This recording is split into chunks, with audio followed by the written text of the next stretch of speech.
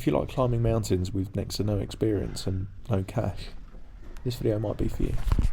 As someone who's climbed Mount Snowdon more times than I can count and has a penchant for challenges and adventure, I thought I'd go to Marrakesh. Just south of Marrakesh is Mount Toubkal, and this was the mountain I intended on climbing. For 132 quid, you get picked up, taken to Imlil, and off you go on a wild adventure. After staying in the Riad de Orkia in the Medina, I think, I got picked up by Ahmed, who would be my guide for the next few days. It was all very chaotic, but once I got to the village of Imlil, it all seemed to make sense, and there was a purpose in mind. What was immediately apparent was how fit Ahmed was and how unfit I was. It's incredibly hot in Imlil. I was quite fortunate in that it was 18 degrees, but there are occasions where it can be upwards of 30 degrees down in the village, so pack accordingly. I just learned it 1 hour ago. The great thing about doing this stuff is the like-minded people you meet.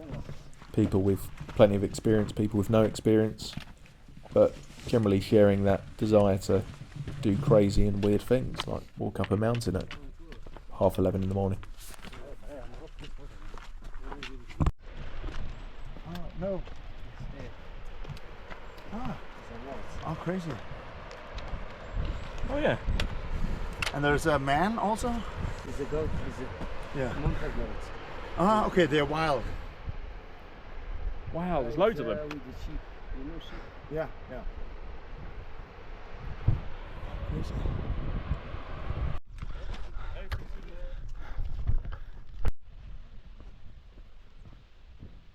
I actually found the route up to the refuge quite easy.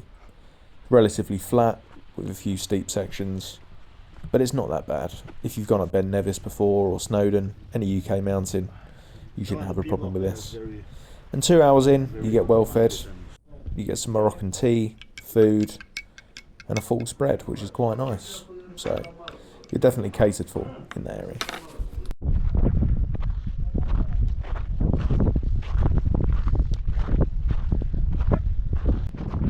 Lagging behind a little bit now, but almost to the refuge. I've got probably another 300 metres and then I'll be there, so it's all good. Done the bulk of it, and then it's another 1,000 metres tomorrow, so hopefully that goes well. It did not go well. I found the experience to be very mentally and physically taxing. For someone with next to no winter mountaineering experience, it was incredibly difficult, with the added element of the altitude, which again made it much harder to breathe. Needless to say, it was one of the best experiences I've had. However challenging, Me and Ahmed we made successfully it at the top. Yeah. Only took about 5 hours because I was so slow.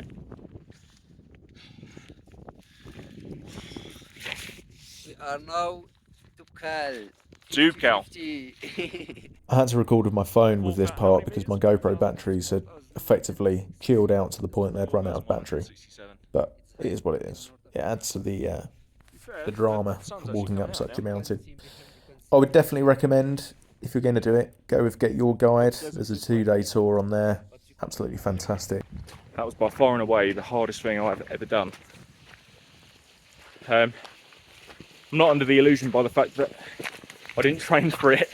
Didn't really train hard enough at all. I've done walking before, but on this occasion I did no sort of cardio. Right, enough of the self-pity nonsense. What do you need? Well, you need good winter gear, good walking boots, walking poles, potentially crampons, but it will depend on what time of year you go, and you can hire those if need be. They're only 100 dirhams, which is about £8. Bring cash. You need lots and lots of cash in Morocco. It's not a card city. It's not like the UK where you can use your card everywhere. They use cash, so make sure you have plenty of cash viable, ready to go. There's also not many ATMs, so if you need to withdraw cash, you won't be able to. And what I'd also recommend is book a hotel either side of your 2-day trip. You'll need time to settle into Marrakesh, and you'll also need time to recuperate after your walk. It's incredibly difficult, so you'll need time to relax. Whilst this is not an ad, I will put the link to the Get Your Guide in the comments.